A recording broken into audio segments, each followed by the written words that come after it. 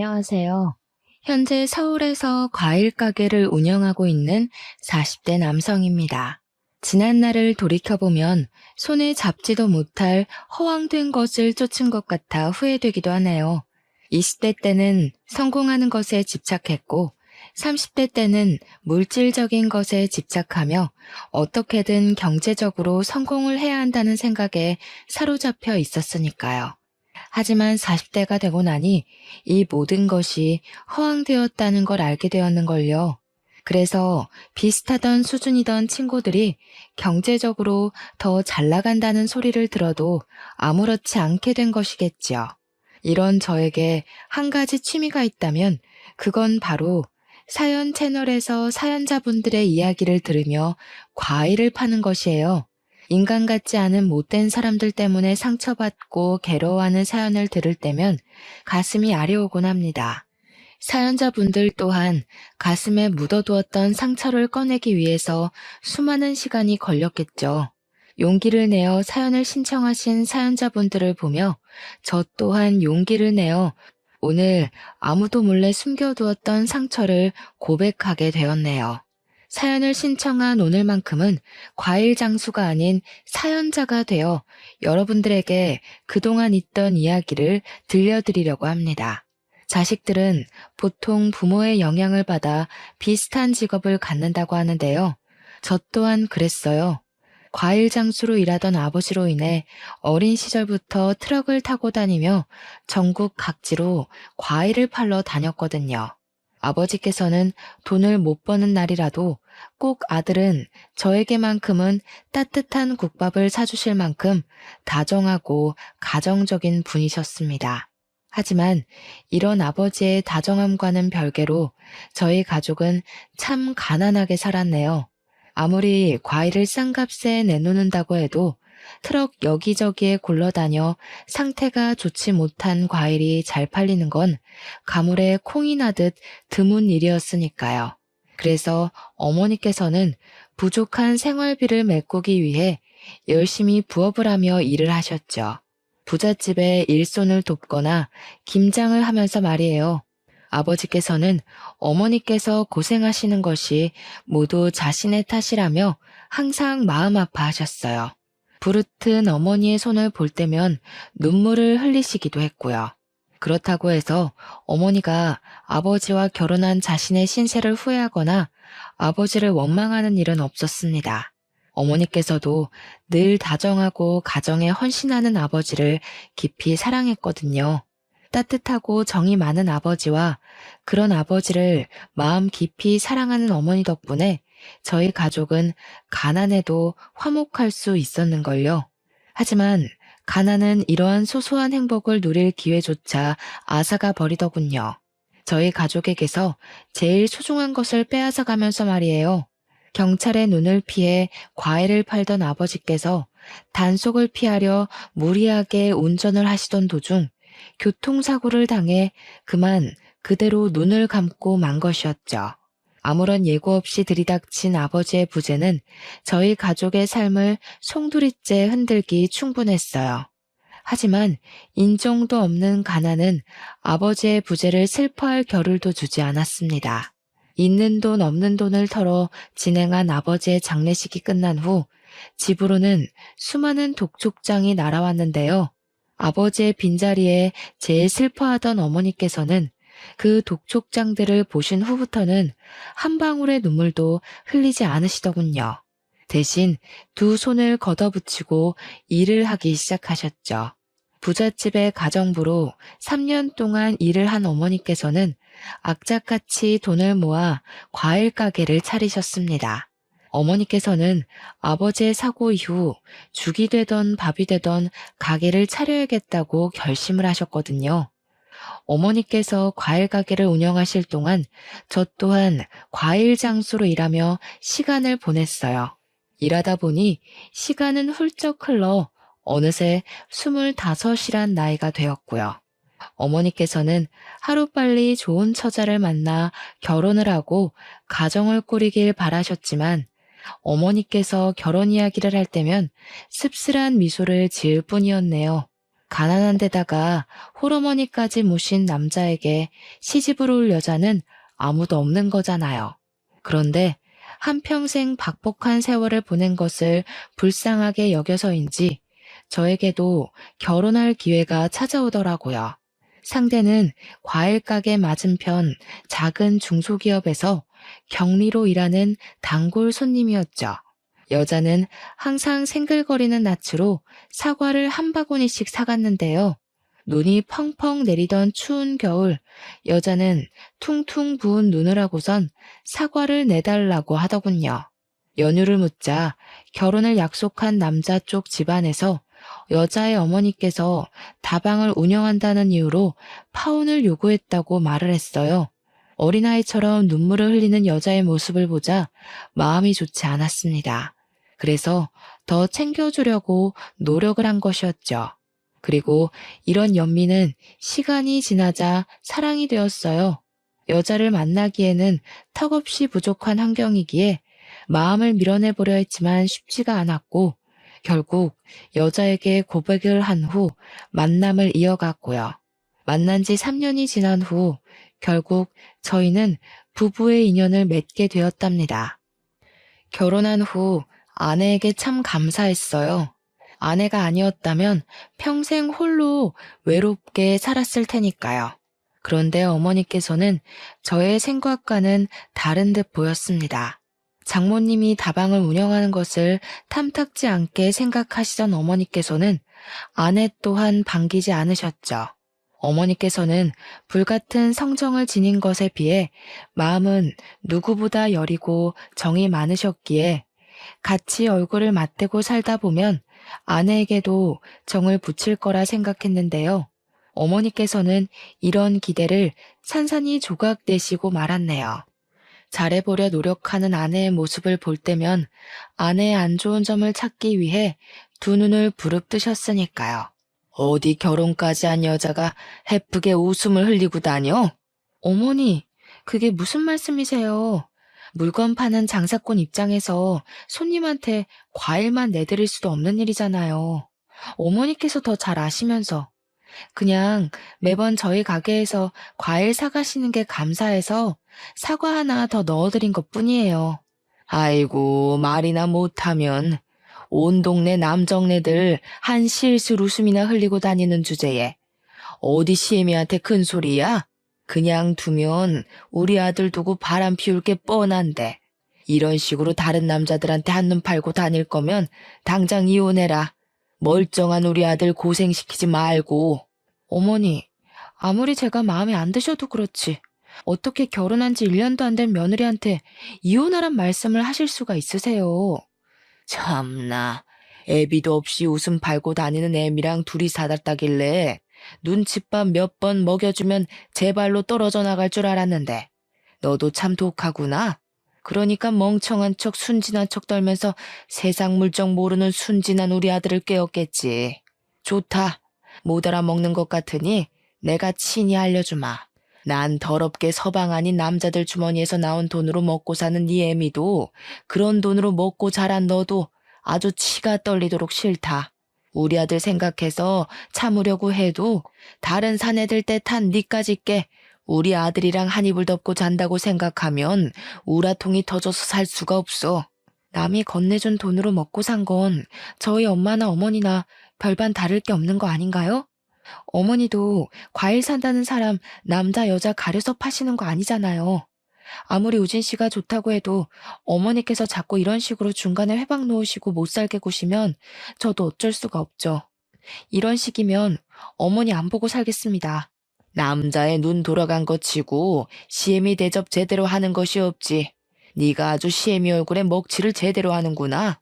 아내 또한 어머니 못지않은 괄괄한 성격을 가지고 있었기에 어머니와 아내의 사이는 회복할 기미를 보이지 않았고 결국 제가 나서서 두 사람 사이에 끼어들 수밖에 없었습니다. 어머니께서는 애미도 버린 매정한 놈이라며 서운해하셨지만 이제는 한 가정의 가장이 되었기에 어쩔 수가 없었죠. 그 후 아내는 과일 가게에서 일하는 것을 그만두고 가정주부로 사는 생활을 시작하게 되었어요.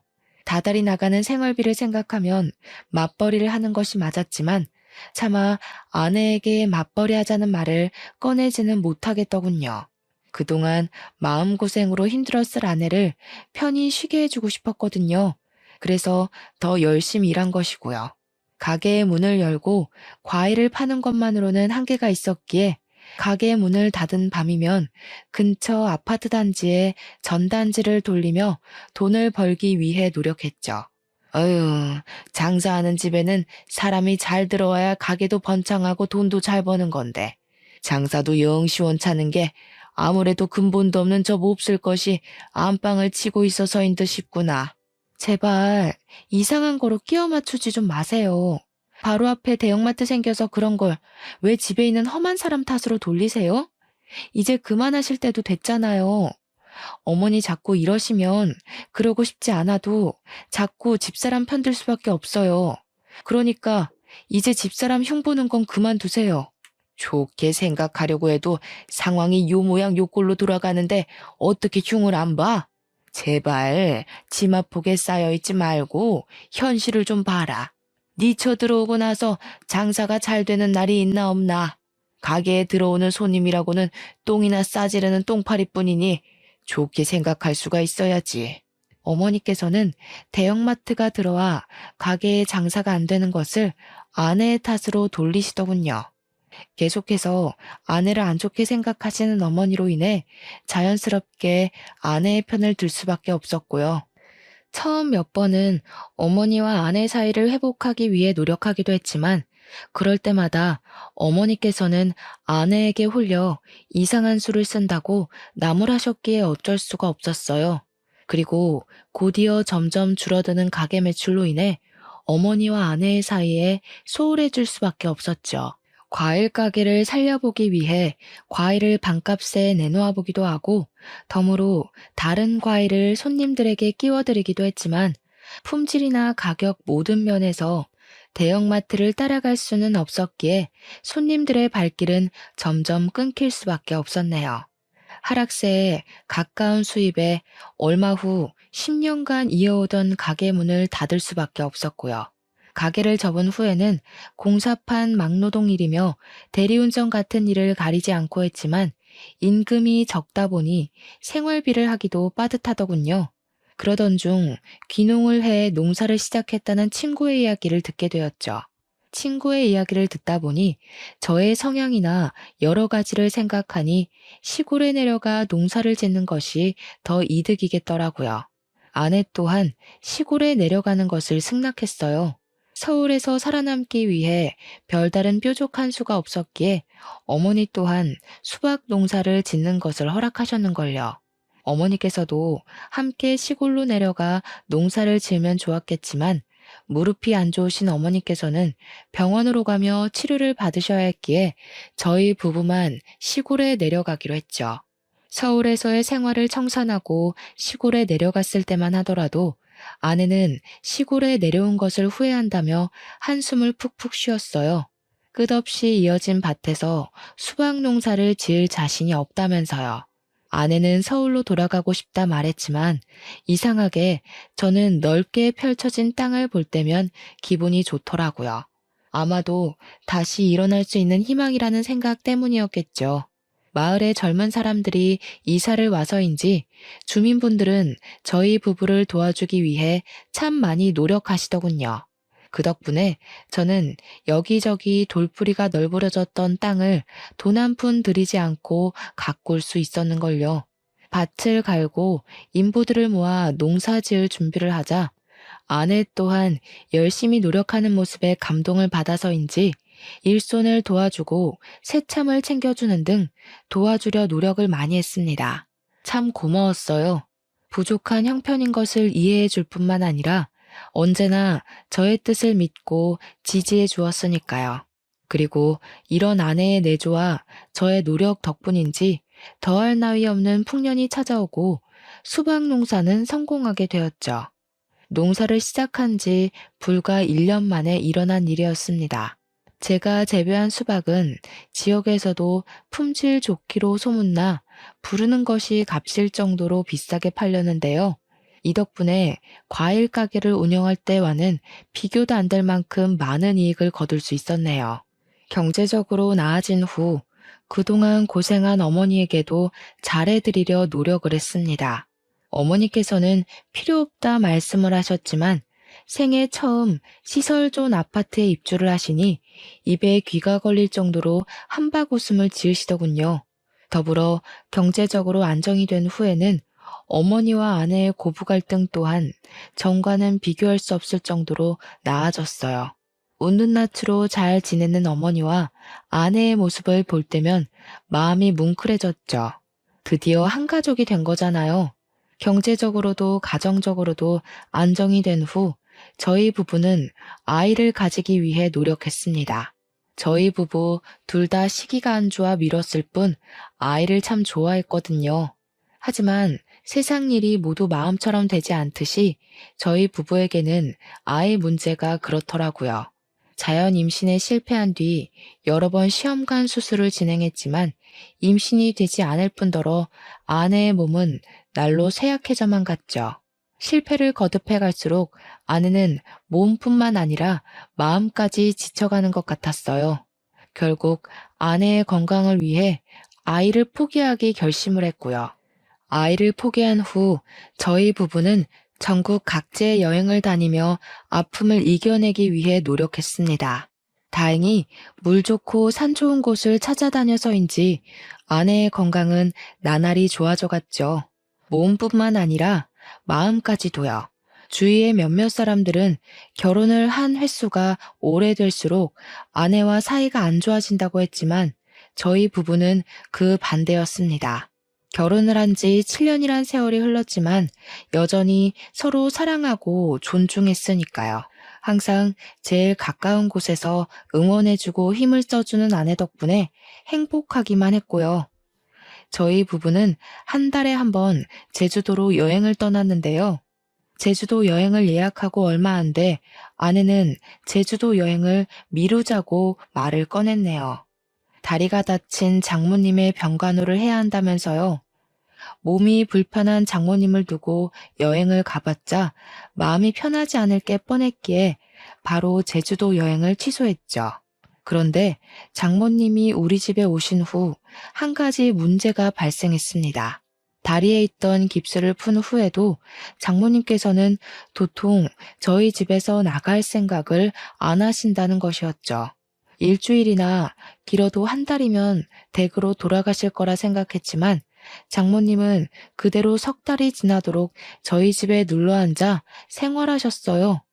물론 장모님께서 조용히 요양하실 목적으로 오셨다면 상관이 없었지만 장모님께서 도리어 자신의 친구들을 불러 밤이고 낮이고 술판을 벌이셨죠.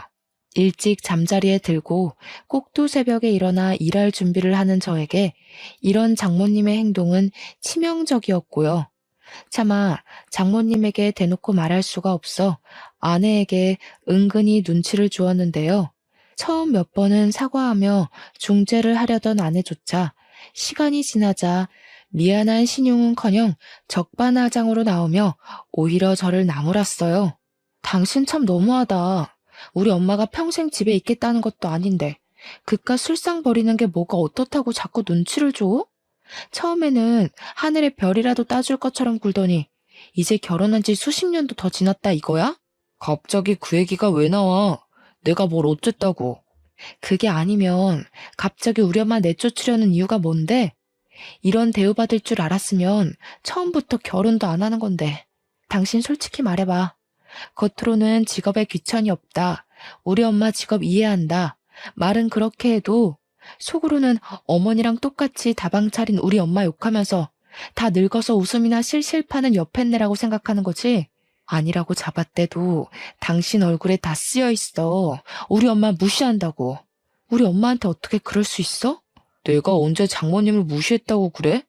당신이야말로 장모님 생각하는 거 반만이라도 나한테 써봐. 나 수박 농사 시작한 후로 길어야 하루에 5시간 자면서 버텨 돈 벌어야 하니까. 그 돈으로 당신 손에 물 안 묻히고 호강시켜주면서 살게 해주려고. 이장님도 그러시더라? 자식도 없는데 마누라 고생 안 시키겠다고. 새참도 알아서 해결하고 일도 소처럼 하는 건 이 동네에서 나밖에 없다고. 어떻게 다른 사람도 다 하는 걸 제일 옆에 있는 당신이 몰라? 내가 뭐 대단한 걸 바란 것도 아니고 잠이라도 편하게 자려고 장모님 술자리 갖는 것 좀 줄여달라고 하는 게 그게 그렇게 큰 잘못이야? 그러지 말아야지 100번, 1000번 다짐을 했지만 자꾸만 장모님을 감싸는 아내를 보니 어쩔 수 없이 언성을 높이게 되더라고요. 높아진 목소리가 들렸는지 거실에서 친구들과 술판을 벌이고 있던 장모님께서는 안방으로 건너오셨습니다. 솔직히 전후 사정을 다 알게 된다면 장모님께서도 당연히 자신이 잘못을 인정하실 거라 생각했는데요. 장모님께서는 오히려 입속을 이죽거리며 팔짱을 끼고 저를 노려보시더군요. 집안의 가장이라는 사람이 이렇게 속이 좁아서야 어디에다 써먹으라는지. 손가락 하나 안 들어갈 것처럼 좁아터진 속 가진 자네랑 산 우리 딸 세월이 아까울 지경이네. 집에 마누라가 이쁘면 처갓댁에 말뚝을 박는다고 하던데. 장모가 술상 몇 번 버렸다고 마누라를 휘어잡을 정도면 자네 그동안 우리 딸을 얼마나 발 아래로 봤다는 건가? 내가 속이 터져서 할 말이 없네. 우리 딸이 어디가 어때서 자네같이 별 볼 일 없는 사람한테 천대까지 받으면서 살아야 하나 이 말이야. 어디 우리 딸 아니었으면 나무 토막처럼 고지식한 자네가 결혼이나 했을 줄 아나? 내가 거기 기가 쳐서 말이 안 나오네. 됐어 엄마 그만해. 어차피 어머니랑 똑같이 귓구멍이 막혀서 말해줘도 몰라. 다른 집이었으면 머리에 나사 하나 빠진 것 마냥 헬렐레 하는 사위 진작 내치고 새로 들였을 걸세. 참나 기가 막혀서 장모가 떡하니 앞에 있는데도 내쫓으려고 눈이 벌걸 정도면 뒤에서는 얼마나 흉을 봤을런지. 누가 보면 아주 대단한 벼슬자리에라도 나간 줄 알겠다. 고작 이런 총구석에서 소똥 묻혀가며 농사가 짓는 주제에 원선이 넌 시댁가거든 네 시모 안방이나 들어가 봐라. 혹시 아니? 대단하신 농사꾼 사위께서 하도 처갓댁 흉을 봐서 안방에 계신 시모께서 부적이라도 썼을지. 제 딴에는 아내를 위해 개인의 생활까지 포기하며 노력을 했다고 생각했는데 참 허탈하더군요. 지금까지 저 혼자만 아내를 위해 노력한 것이라는 것을 알게 된 거잖아요. 장모님의 태도를 보니 확신이 섰죠. 그동안 아내는 저를 존중하고 사랑한 것이 아닌 자신의 편안한 생활을 위해 사랑한 척 한 것이라는 것을요. 아내라도 저의 편이었다면 마음이 이렇게까지 상할 일은 없었겠지만 정작 중요한 아내마저 장모님과 한통속이라 생각하니 도저히 힘을 낼 수가 없었는걸요. 아내에 대한 믿음은 파도가 휩쓸고 간 모래성처럼 한순간에 무너져 내렸고요. 너무 큰 충격을 받아서인지 그 후에는 아무리 장모님이 큰 소리로 떠들며 사람들과 술잔을 부딪혀도 신경조차 쓰이지 않았네요. 신경조차 쓰지 않자 장모님은 물 만난 고기처럼 날뛰며 더 많은 사람을 집으로 불러 술판을 벌였고요. 그런데 장모님이 활기를 칠 동안 사건이 일어나고 말았죠. 감기 기운으로 몸이 좋지 않아 평소보다 일찍 귀가를 했을 때였습니다.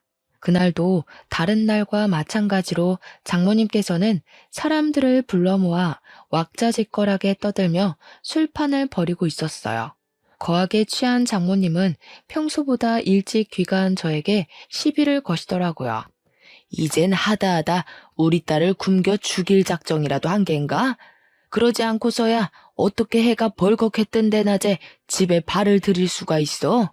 봐줄 만한 건 돈밖에 없었는데 이제 돈까지 안 벌어오겠다고 하면 뭐하러 우리 딸을 데리고 살겠다는 건가? 에라이, 마누라 굶기는 이 천하의 나쁜 놈. 장모님께서는 막말을 한 것도 모자라 상에 있던 숟가락으로 제 머리를 내려치기까지 하시더라고요. 머리를 때린 도구가 숟가락이라는 것을 알아차렸을 때 멍하니 장모님을 바라볼 수밖에 없었어요.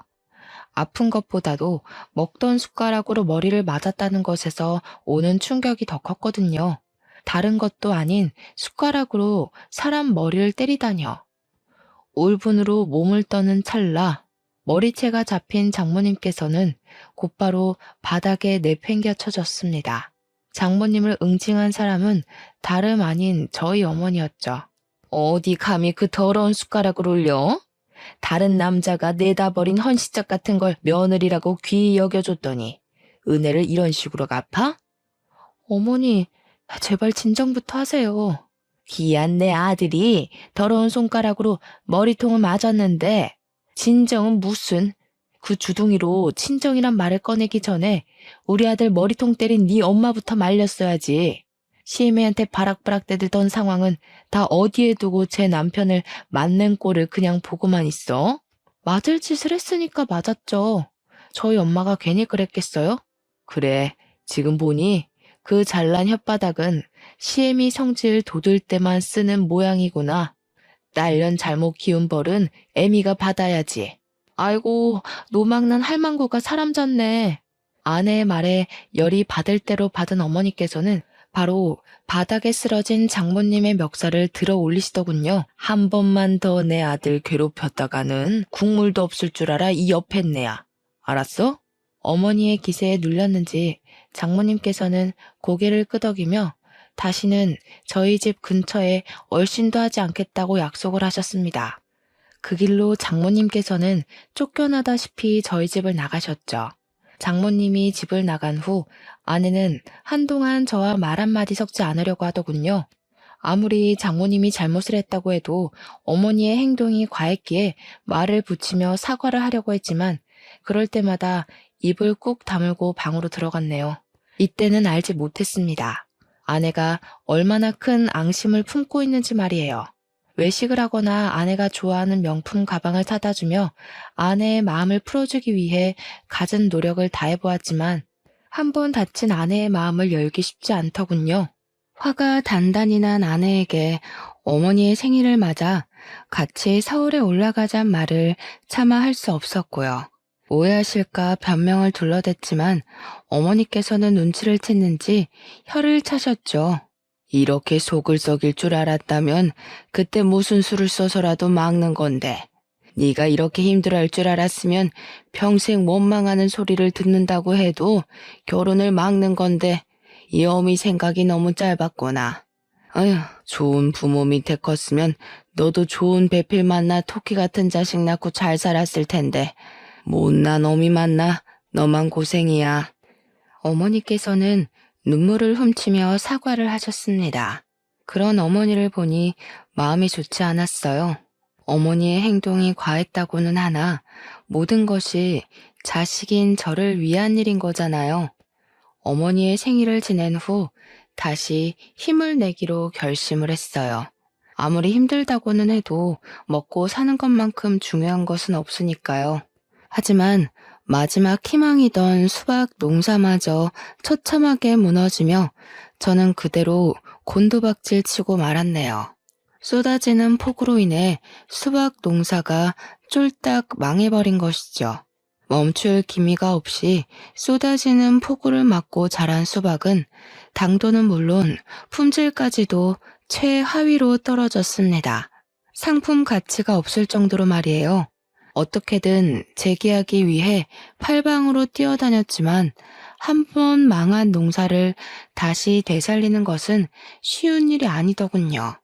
대출까지 끌었으며 버텨보려 했지만 모든 것은 물거품처럼 한순간에 무너지고 말았어요. 결국 저는 잔뜩 늘어난 빚만 가지고 수박 농사를 포기해야 했고요. 경제적으로 무너지고 난 후 아내는 툭하면 돈 이야기를 걸고 넘어지며 시비를 걸었습니다. 다른 농사꾼들의 밭일을 도우며 어떻게든 아내만큼은 편히 살게 해주려 애를 썼지만 아내의 눈에 그런 정성은 보이지 않는 듯 싶었죠. 그러다 보니 고된 일이 끝난 후 자연스럽게 술을 마시게 되더군요. 그리고 거하게 취한 밤 어머니에게 전화를 걸었는데요. 정작 전화를 받은 것은 어머니의 가장 친한 친구였습니다.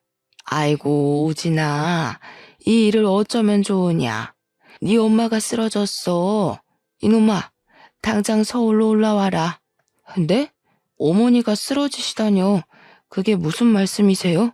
어머니가 어디 다치시기라도 했다는 말씀이세요?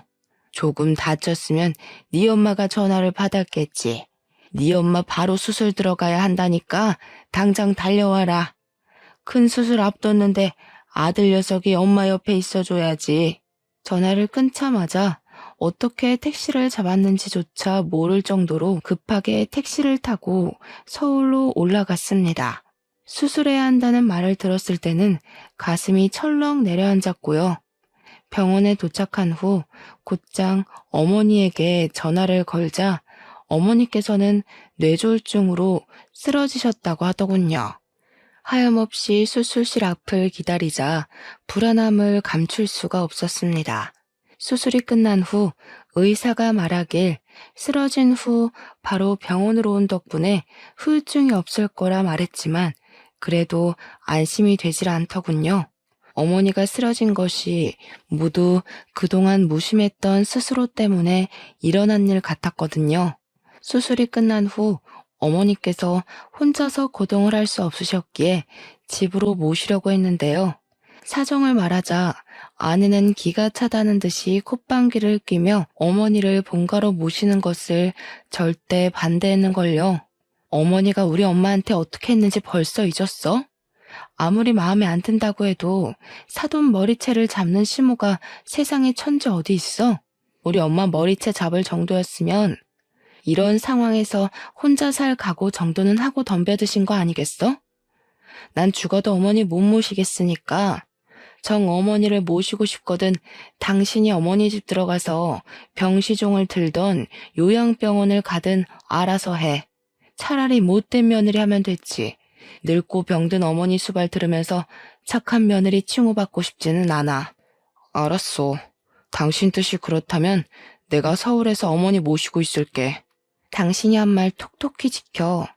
나중에 가서 불쌍한 우리 엄마 운운하면서 합가하자고 하지 말고. 아내의 반대에 어쩔 수 없이 서울에서 어머니를 모시게 되었습니다.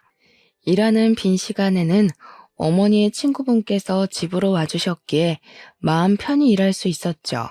다행히도 어머니의 상태는 나날이 좋아졌어요. 초기에 수술을 한 것과 재활치료를 꾸준히 받은 것이 컸죠.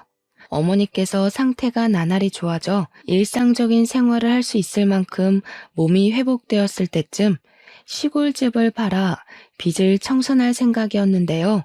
어머니께서는 극구 사양을 하시며 자신의 낡은 빌라를 팔아 빚을 갚는 데 보탬을 해주셨네요. 자신은 반지하에 가도 상관이 없다면서요. 희생만 하고 살았던 어머니였기에 참 가슴이 먹먹하더군요. 아무리 어머니라 할지라도 개인의 인생이 있을 텐데 어머니께서는 언제나 자신의 인생을 살기보다 자식을 위해 사셨으니까요. 그래서 아내를 설득해보기로 마음먹었고요. 합가하기 위해서가 아니라 아내와 어머니의 사이를 회복시키기 위해서였습니다. 그런데 아내는 어머니를 보자마자 기겁을 하며 소리를 질렀어요. 당신 도대체 무슨 생각이야? 내가 한 말 잊었어? 다시는 어머니랑 얼굴 맞대고 싶지 않다니까? 내가 왜 우리 엄마 머리채까지 잡은 당신 엄마랑 부딪히고 살아야 하는데 내가 말했지. 저 말하는 꼬락서니 좀 봐라. 아주 지혜미를 쏙 빼닮았구나. 아무리 핏줄은 닮은다지만 아주 못된 것만 쏙 빼닮았어. 어디 그 못된 피는 대대로 물려주기라도 한다돈? 어머니가 하실 말씀은 아니죠. 위아래도 없이 사돈 머리채도 잡으시는 분이 못된 피를 운운하다뇨. 제가 나쁜 피를 물려받았으면 어머님 아들은 어머님한테 줄줄이 망하는 피만 물려받았겠네요. 이 사람 매번 한 일마다 망하는 걸 보면 그래, 네가 언젠가는 그럴 줄 알았어. 우리 아들 주머니에서 돈이 떨어지니까 드디어 네가 기어코 본성을 드러내는구나. 에라이 이 못된 년. 네 애미처럼 똑같이 벌 받아봐라. 어머니, 지금 뭐 하시는 거예요? 어머니, 도대체 왜 이러세요? 어머니께서는 이성을 잃고 아내에게 달려들어 또다시 머리채를 잡으셨습니다. 비의 어머니를 말렸지만 이미 어머니의 손에는 아내의 머리카락 뭉텅이가 잡혀 있었어요. 자신의 머리가 빠진 것을 본 아내는 기겁하며 짐을 챙겨 현관문으로 나섰고요. 황급히 아내를 붙잡아 보았지만 공포에 질린 아내는 잡는 손길을 뿌리쳤죠. 이거나 당신 못 봤어? 어머니 손에 뽑힌 내 머리카락.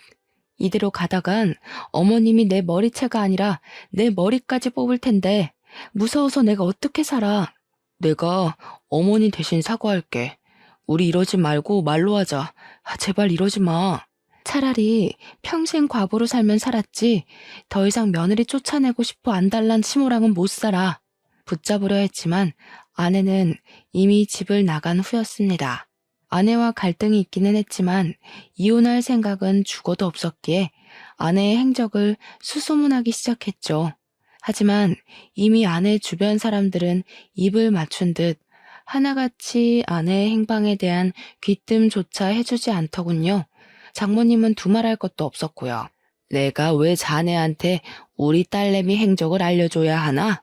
아직도 자네 엄마한테 머리채 잡힌 것만 생각하면 내가 하도 억울해서 자다가도 벌떡벌떡 일어나 냉수를 들이켜내. 그것도 모자라 귀한 내 딸 머리채까지 잡아놓고 뭐? 어디 있는지를 알려줘? 정 자네 처가 보고 싶으면 법원이 나오게. 장모님의 말처럼 아내는 얼마 안 가 이혼 소송을 걸어왔습니다. 아내를 보며 이야기를 나누고 싶었지만 그 어디에서도 아내를 만날 수 없었기에 저는 급하게 변호사를 선임할 수밖에 없었는걸요. 그리고 제가 아내를 만난 곳은 결국 법원이 되었죠. 확고하게 이혼 생각이 있는 아내와 달리 저는 가정을 지키고자 이혼을 거부했는데요. 아내는 혼인 기간 내내 고부 갈등을 겪은 것과 경제적으로 무능한 저로 인해 겪은 스트레스를 내세우며 이혼을 요구하더군요. 더불어 아내는 어머니에게 머리채를 잡힌 것을 주장했기에 이혼은 저에게 점점 더 불리한 상황으로 치닫게 되었어요. 어머니께서 아내와 장모님의 머리채를 잡았다는 결정적인 증거가 없었기에 첫 번째 재판은 아내와 저 모두에게 도움이 되지 못한 채로 끝이 났네요. 그 후 저는 변호사와 함께 두 번째 재판을 준비해야 했어요. 조사 과정 기간만도 4, 5개월이었기에 그동안 어떻게든 아내의 마음을 돌려보겠다고 다짐을 했습니다. 하지만 앞선 마음과는 달리 아내는 아예 만날 기회조차 주지 않았을 뿐더러 계속 장모님 댁을 찾아가자 장모님께서는 스토킹범으로 신고를 한 것이었죠. 경찰서를 찾아온 어머니께서는 목 놓아 오열하시며 바닥에 쓰러지셨어요. 아이고 이 모자란 놈아, 그 못 쓸 것이 어떻게 했길래 잊질 못하고 이런 몹쓸 짓을 벌여. 네 눈에는 집 나간 처만 보이고 다 늙어서 아들 하나만 보고 사는 애미는 보이지도 않는 거야 이놈아. 세상에 널린 게 여잔데 이제 그만 잊고 새 출발하자. 좋은 여자는 얼마든지 다시 만날 수 있어. 계속해서 아내를 설득하고 싶었지만 몸과 마음 모두 하나밖에 없는 아들로 인해 쇠약해진 어머니를 더 이상 괴롭히고 싶지 않았어요. 그래서 마지막 지푸라기라도 잡는 심정으로 변호사를 통해 부부 상담을 요청했습니다. 일말의 희망을 품고 간 자리였지만 아내는 출석조차 하지 않았기에 더 이상 아내를 붙잡고 있으면 안 되겠다 생각을 하게 되었네요. 아무리 사랑하는 마음이 있다고 해도 마음이 떠난 사람을 붙잡고 늘어질 수는 없는 거잖아요. 하지만 아내에 대한 마음을 덜어내는 것은 쉽지 않은 일이었습니다. 그래서 더더욱 일을 찾아다니며 바쁜 나날을 보내기 위해 힘을 썼어요. 처음에는 절대로 아내를 잊을 수 없을 것 같았지만 바쁜 나날을 보내다 보니 금세 아내에 대한 마음을 덜어낼 수 있더군요. 비록 아주 조금이었지만 그마저도 참 감사했죠. 아내가 덜어진 만큼 더 열심히 살아야겠다고 생각을 하게 됐거든요. 그런데 이런 이유는 얼마 가지 않았네요. 어머니의 행동이 이상해지기 시작했으니까요. 평소 핸드폰을 귀찮게 여기시던 어머니께서는 언젠가부터 핸드폰을 분신처럼 가지고 다니며 집착을 하셨어요. 그 모습이 참 이상했죠. 핸드폰에 스치기만 해도 어머니께서는 예민하게 반응하셨는걸요. 이런 어머니의 행동을 옆에서 지켜보고 있자니 덜컥 겁이 났습니다. 어머니께서 보이스피싱이라도 당한 게 아닌가 하는 걱정 때문이었어요. 핸드폰을 확인하려 했지만 어머니께서는 핸드폰을 항시 자신의 몸에 핸드폰을 지니고 계셨기에 확인을 하는 것 또한 쉽지 않았죠. 걱정이 나날이 깊어지던 중 어머니께서는 모른 번호로 걸려온 전화를 받으시더군요. 안방에 문까지 걸어 잠그고 말이에요. 통화가 끝난 후 어머니께서는 급하게 집을 나서셨어요. 저는 조용히 그 뒤를 밟았고요.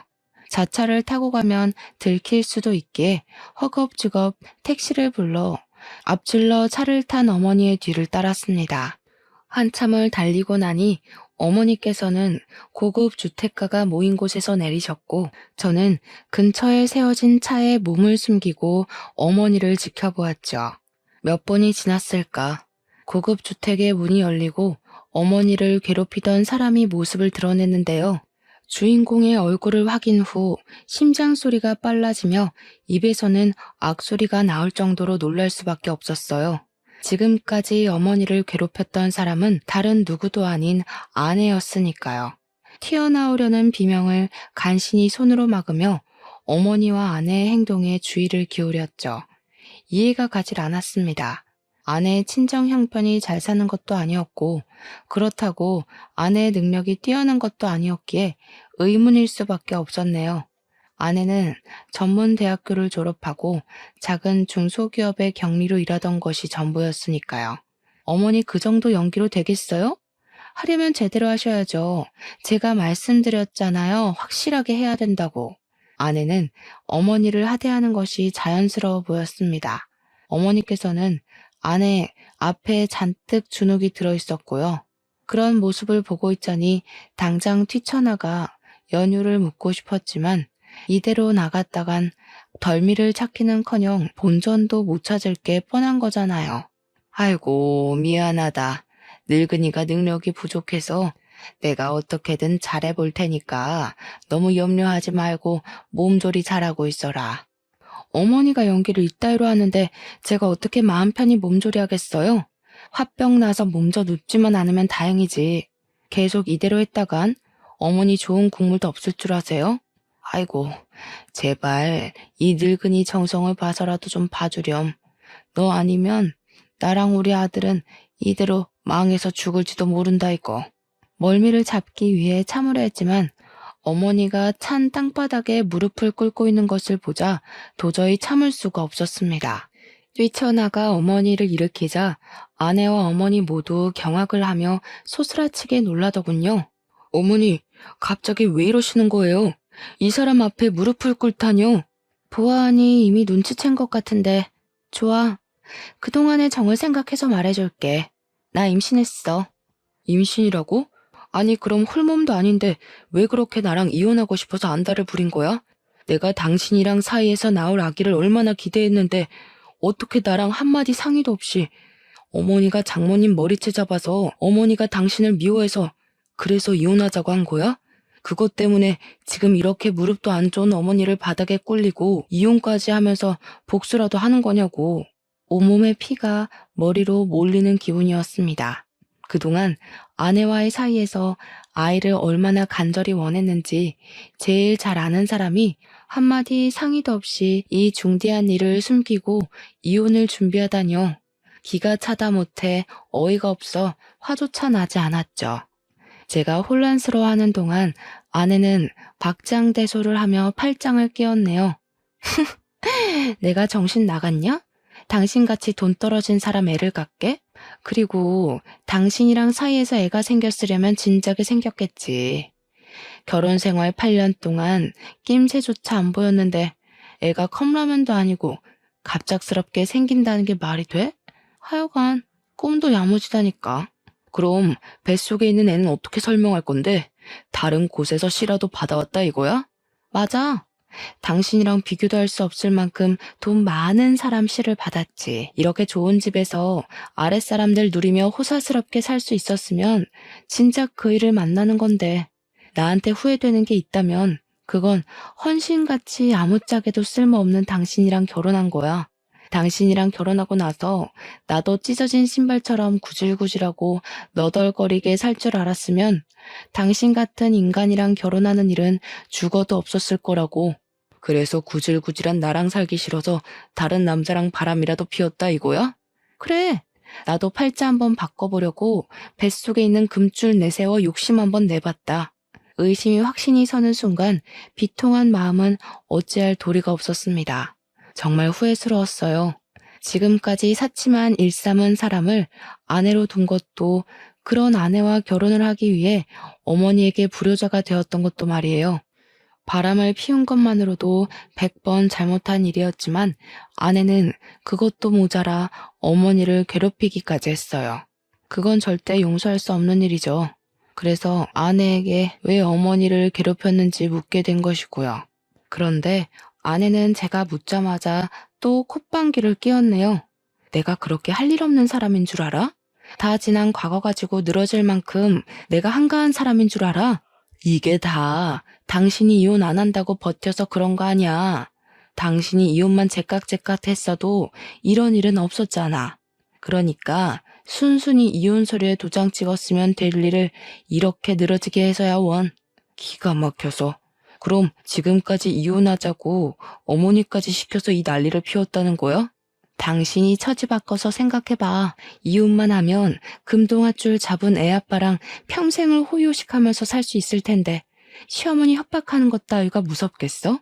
아내는 생각보다 더 무서운 사람이더군요. 자기의 사치를 위해서는 아무런 양심의 가책도 느끼지 못한 채 어머니를 괴롭힌 거잖아요. 자신의 이기심 때문에 어머니를 괴롭힌 아내를 절대 용서할 수 없었지만 아내 앞에 바짝 머리를 조아리는 어머니를 보니 자괴감과 슬픔이 동시에 밀려왔어요. 이 모든 일이 제가 무능한 탓에 일어난 일인 것 같았거든요. 어머니께서는 뭐가 그리 무서운지 어깨를 심하게 떨고 계셨습니다. 처음 보는 어머니의 모습에 이유를 묻자 어머니께서는 힘겹게 입을 열었고 충격적인 사실에 그만 이성을 잃고 말았네요. 농사일이 기울어질 때부터 아내는 파혼했던 남자와 연락을 주고받으며 외도를 한 것이었죠. 그리고 더 충격적인 것은 아내가 파혼남과 불륜을 저지르는 것을 어머니께서 두 눈으로 목격했다는 것이었어요. 파혼남은 어머니가 입원해 계신 병원의 의사였거든요. 불륜을 들킨 후 아내는 뻔뻔하게도 임신한 사실을 고백하며 저와 이혼하는 것을 도우라고 협박을 했고요. 어머니의 말을 듣고 나니 흩어져 있던 생각들이 모이며 퍼즐이 딱딱 맞춰졌습니다. 불륜한 것이 걸리게 된다면 자신의 의지대로 이혼을 할 수 없을 뿐더러 아이 또한 사실혼 관계인 저의 아이가 되기에 지금까지 이런 모략을 꾸민 것이었죠. 혼란스러워하며 손만 떨고 있자 어머니께서는 자신의 가슴을 때리며 오열을 하셨어요. 이 모든 것은 저를 위한 일이었다면서요. 이혼만 해주면 네 앞으로 남아있는 빚더미는 물론 억만금을 주겠다는데 세상에 그 제안 거절할 부모가 세상에 어디 있겠니? 어차피 망가진 인연 그냥 떠나보내주고 앞으로 일만 생각하자 오지나. 복수심 때문에 일을 그르치기에는 너무 큰 금액이잖니. 그동안 어머니께서는 대가로 받게 될 돈을 위해 아내에게 치욕스러운 모욕을 당하면서도 꿋꿋하게 연기를 하신 모양이었습니다. 파혼남에게 받은 돈으로 저에게 새 삶을 살게 해주기 위해서요.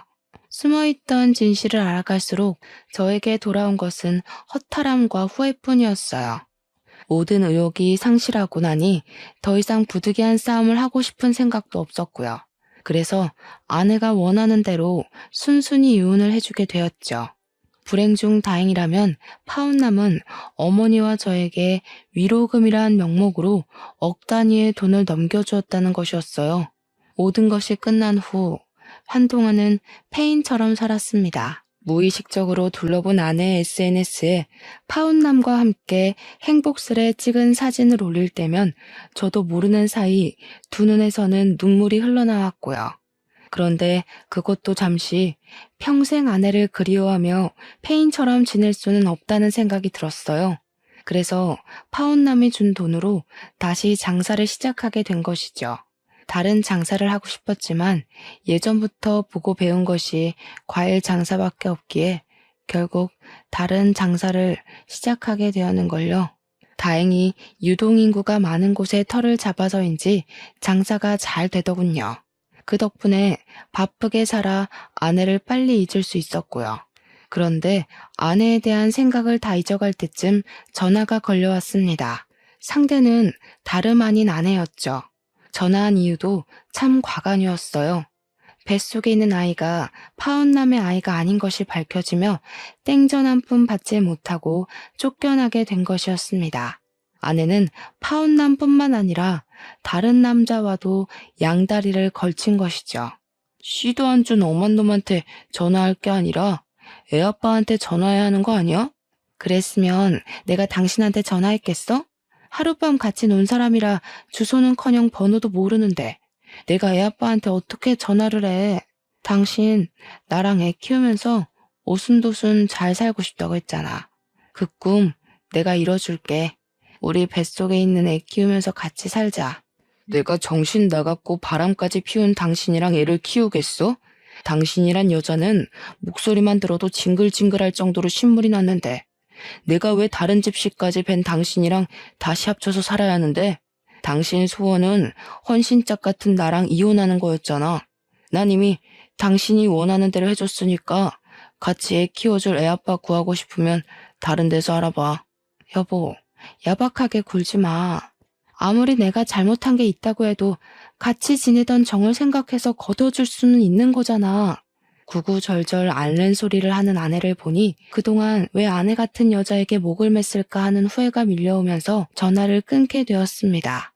그 후 아내에게는 몇 번이나 전화가 왔지만 더 이상 아내의 전화를 받아줄 이유는 없었기에 핸드폰을 뒤집어 놓았죠. 오갈 곳이 없자 저에게 집착하는 아내를 보며 집도 과일 가게도 이사를 하길 참 잘했다는 생각이 들더라고요. 현재 저는 아내를 완전히 잊고 과일 가게를 운영하며 어머니와 잘 지내는 중이에요. 간간히 다른 번호로 연락이 오는 걸 보니 아내는 여전히 잘 지내지 못하는 것 같아요. 전에 듣기론 아내 아이와 함께 물 새는 반지하에서 산다고 하더군요. 아내 같은 여자를 엄마로 둔 아이가 불쌍하기는 하지만 도와준다면 또다시 아내와 엮일 것이 뻔하기에 모른 척 할 수밖에 없는걸요. 사정을 알고 있는 주위 사람들은 아내에 대해 험담을 하는데요. 그렇다고 아내와 함께 지냈던 시간을 후회하지는 않습니다. 아내와 지낸 시간 덕분에 저는 인생에서 도움이 되지 못하는 사람을 걸을 수 있었고 더 성장할 수 있었으니까요. 더불어 항상 곁에 있어주신 어머니에게 감사함을 느끼는 중이에요.